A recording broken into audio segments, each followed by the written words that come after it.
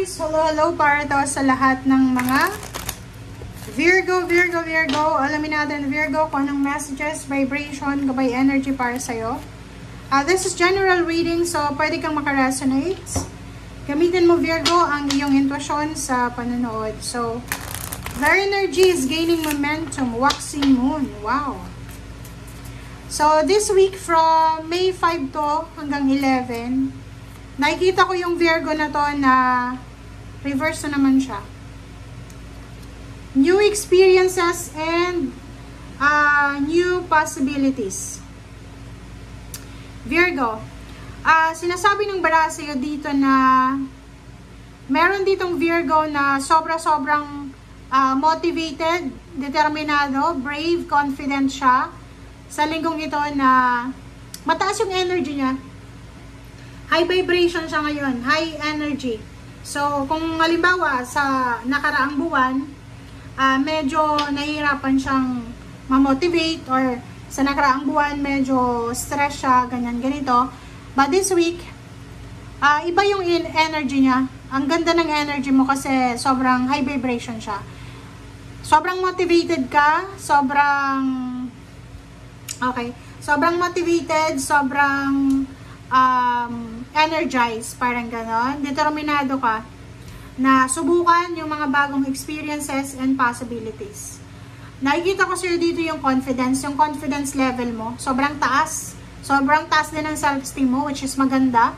Kasi for several months, masyado kang nanghihina. Nanghihina ka eh. Parang feeling hopeless and helpless ka for several months. But ngayon nakikita natin na you are ready. Handang-handa ka na para sa mga bagong experiences and possibilities. Kung wala kang trabaho, handang-handa ka na. Pwedeng yung resume mo, handa na. Biodata. Para mag-apply ng trabaho. Gusto mo mga ibang bansa, handang-handa ka na rin. Parang ganun. So, you're ready. Ready na. Okay. Wow. The Sun. Empress.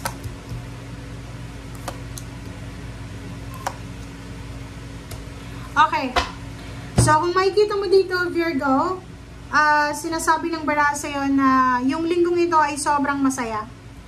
The Sun, full of energy, full of success, recognition. So, pwedeng may graduation na magaganap, may recognition, awards, rewards, or pwedeng may appreciation, employees award, parang ganon. So, it's a completion, feeling accomplished, feeling complete, parang ganon.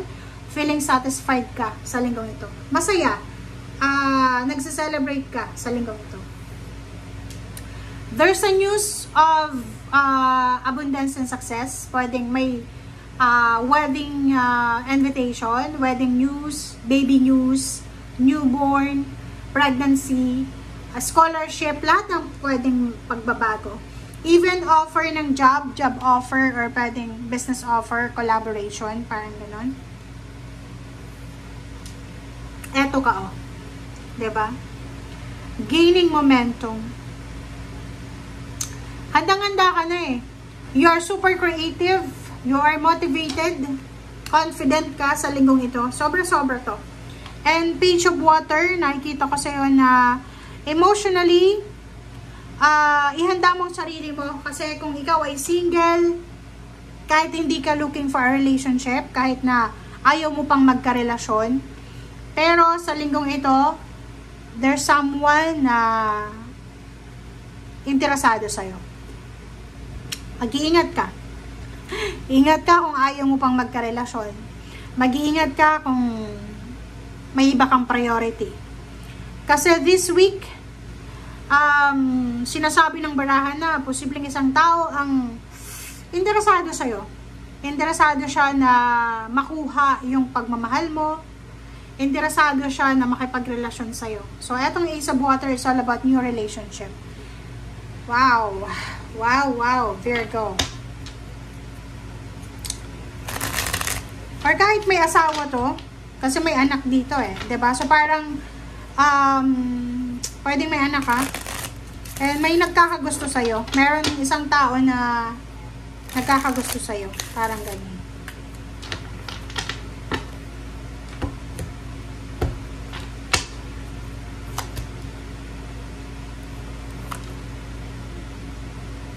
Okay. Virgo. Comment down below if you resonated.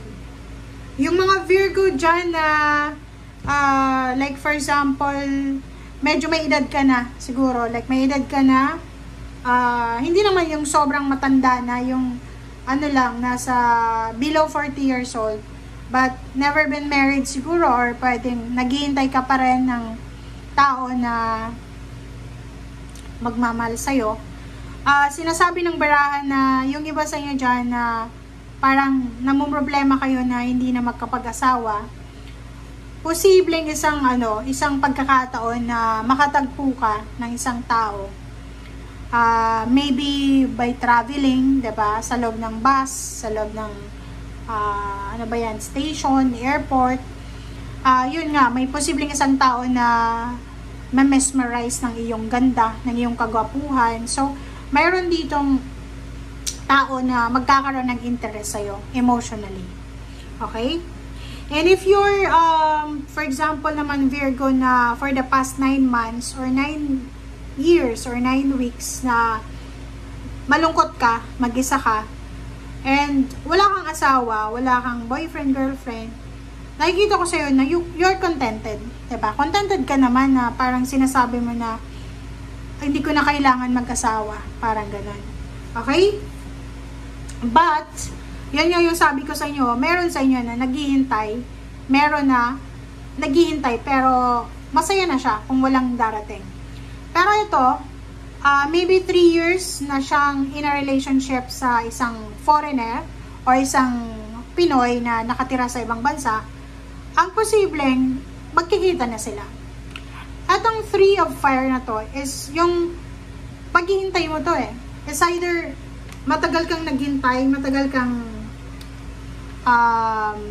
nagtiis, parang ganun. Pwedeng OFW yung asawa mo, yung boyfriend, girlfriend, or pwedeng ikaw yon yung OFW. So, sinasabi na this week ay posibleng magkita kayo, and isa sa mga emotional wishes mo, like for example, baby, new member ng family, ay posibleng makuha mo na.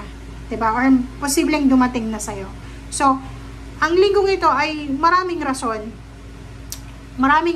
para talaga maging masaya ka, maraming rason para maging, kumbaga, successful ka, parang gano'n, and maraming rason para maging excited, maraming bagong experiences and possibilities ang sinasabi ng baraha mo dito, na pwedeng magdala sa'yo ng sobra-sobrang dasan, success, recognition, happiness. Thank you guys. Bye!